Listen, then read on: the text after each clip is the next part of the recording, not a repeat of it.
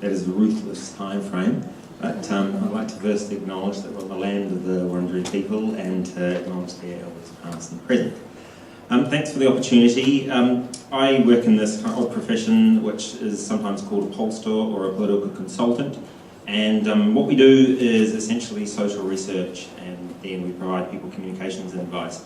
And in more recent times we focused more on giving people tools to understand and shape and tell stories and shape the narrative either for their organisation or for their sector.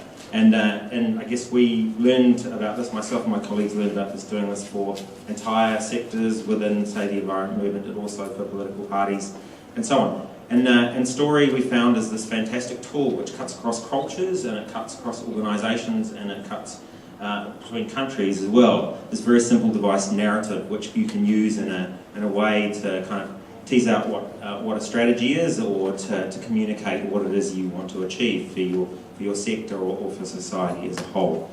And so what are some of the we use really basic tools which are hopefully intelligible, like story themes. And so what are some of the story themes that we found today, or that I've heard today as I've listened to what have been an excellent selection of talks, which are of course so splendidly diverse, incredibly difficult to summarise, but that would be something of the point. And I think, and so some of the themes that I might mention around the notion of diversity and the different perspectives and experiences of people. Well, people spoke to the idea that there are those living in poverty around the world whose views are often not particularly well reflected or included.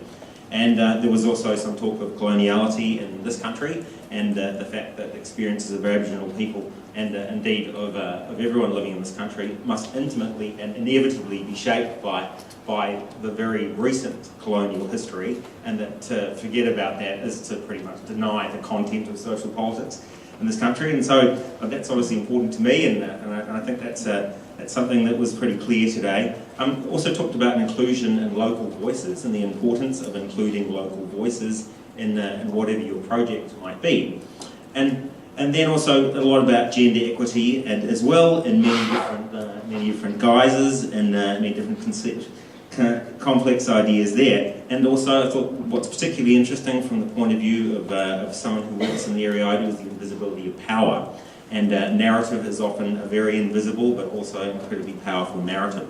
And so if you take all of these themes and you consider what do they suggest for this notion of power, politics and deviance, well, perhaps one of the things that kind of I came here today with an idea embedded in my mind that there's this incredible diversity of experience, which and this diversity of perspectives, which development narratives don't encompass at the moment. They certainly don't encompass it in this country, and you know, people are keen to move from a narrative about aid to one of development. And I guess one of the things that as a narrative specialist, that there seems to be a disjunction between the experience and diversity and content, because of course when you talk about people who live in poverty, and you talk about people, you know, having different experiences, you talk about gender, you're actually talking about the majority of people. And why would those experiences of the majority of people be deviant? In fact, that would be the substantive content of what, from a comms point of view, we always advise this to our clients. We say, well, you know, if you're talking about society, then talk about society.